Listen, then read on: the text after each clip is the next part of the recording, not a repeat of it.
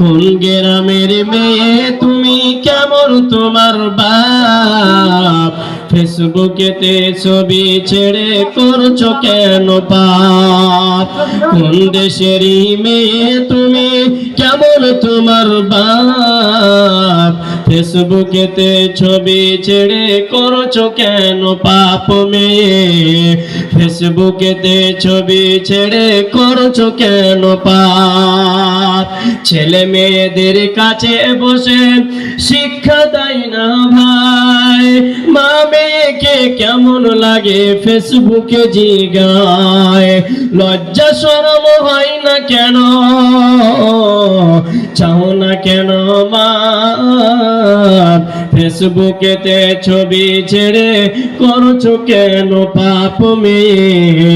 ফেসবুকেতে ছবি ছেড়ে করছো কেন পাপ? কোন গ্রামের মেয়ে তুমি, কেমন তোমার বাপ? ফেসবুকেতে ছবি ছেড়ে করছো কেন পাপ মেয়ে? ফেসবুকেতে ছবি ছেড়ে করছো কেন পাপ? তো এবার আপনাদেরকে বলি, আল্লাহ নবী সাল্লাল্লাহু আলাইহি সাল্লাম যখন মারা গেলেন, তো আল্লাহ নবী সাল্লাল্লাহু আলাইহি সাল্লামকে হযরতে মা আয়েশা রাদিয়াল্লাহু তাআলা আনহার ঘরে কি করলেন? দাফন করলেন। তো আল্লাহ নবী সাল্লাল্লাহু আলাইহি ওয়াসাল্লাম যখন মৃত্যুবরণ করেন, তখন ফাতেমাকে বলেছিলেন যে ফাতেমা, আমি মৃত্যুবরণ করার পর তোমার সাথে আগে আমার দেখা হবে, তোমার সাথে। তার মোটামুটি আল্লাহ নবী সাল্লাল্লাহু আলাইহি সাল্লাম যখন বিদায় নিলেন, তার 6 কি 7 বা 5 ইখতিলাফি মসলা। তো যাই হোক, কিছুদিন পরে হযরতে মা ফাতেমা রাদিয়াল্লাহু তাআলা আনহা ইন্তেকাল করলেন। তারপরে যখন হযরতে মা আয়েশা রাদিয়াল্লাহু তাআলা আনহা ওই ঘরে যেতেন, মাথা থেকে যদি কাপড় পড়ে যেত কোনো অসুবিধা মনে করতো না।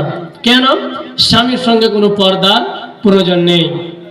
তারপরে আল্লাহর নবী সাল্লাল্লাহু আলাইহি ওয়াসাল্লাম মারা যাওয়ার পর হযরতে আবু বকর মারা গেলেন।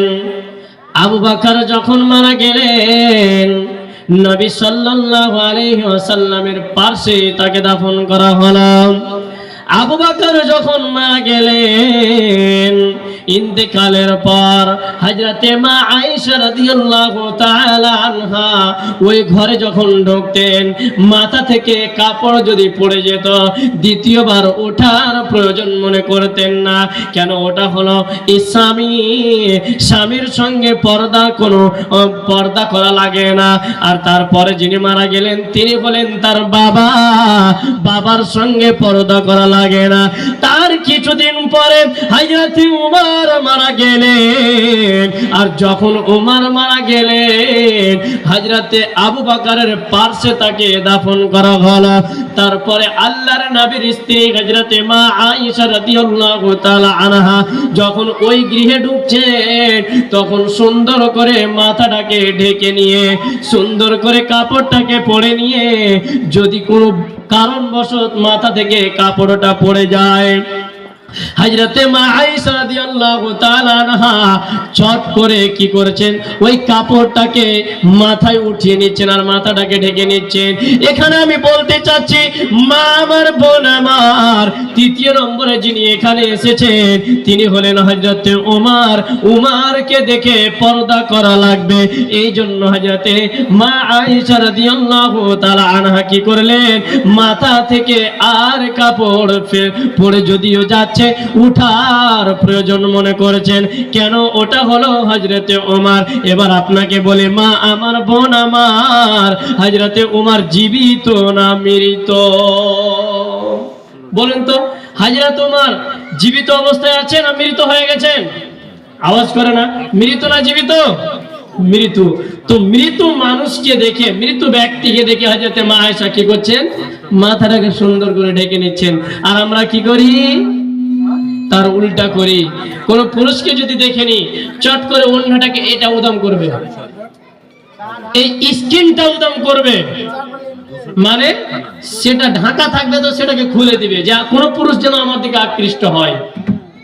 মনে রাখবেন, যদি এরকম আপনার নিয়ত থাকে কিয়ামতের দিন আপনাকে জাহান্নামে দেওয়া হবে। সেই জাহান্নাম এত কঠিন যে জাহান্নামের মুখে একটা পাথর ফেলা হচ্ছে তো 70 বছর সময় লাগছে, আর আপনি আমি বলে থাকি দূর কয়েকদিন জাহান্নামে থেকে আবার তো জান্নাতে পাবোই, জান্নাত যেতে পাবোই। আপনাকে বলি, মা আমার, বোন আমার, বাপ জান আমার, একটা পাথর পড়তে যদি 70 বছর সময় লাগে, এবার আপনি মনে করেন আপনি বাঁচবেন কতদিন? 60 বছর, 70 বছর, তো 70 বছর পড়তে সময় লাগবে। আর তার তলে যখন আপনি আগুনে পড়বেন বা আমি পড়ব, তখন বুঝতেই পারছেন। সামান্য এখনকার বর্তমান, আমি একটু আগে গরম পানি খেলাম, একটু গরম বেশি হয়েছে, আমার মুখে আর সহ্য হচ্ছে না, বেশি গরম হয়ে গেছে। মা আমার, বোন আমার, বাপ জান আমার, আমি ওই উত্তর দিনাজপুর জেলা থেকে আপনাদের কাছে এসেছি যে দুইটা কোরআন এবং হাদিসের কথা বলতে। নবী সাল্লাল্লাহু আলাইহি সাল্লামের যে বাণীগুলো, সেগুলো আপনাদের সামনে উপস্থাপন করতে এসেছি। অতএব এগুলোকে মেনে চলেন, ইনশাআল্লাহ সাকসেস হবই হব। এবার আবারও বলছি, মা বোনদের কাছ থেকে আমি 3 জন পেয়েছি, আর পুরুষদের কাছ থেকে 2 জন পেয়েছি। তো কোন এখানে পুরুষ আর 3 জন চাইছি, এখানে আর 2 জন চাইছি। কোন আমার মা আছেন, কোন আমার বোন আছেন। এবার আপনাদের সামনে আমি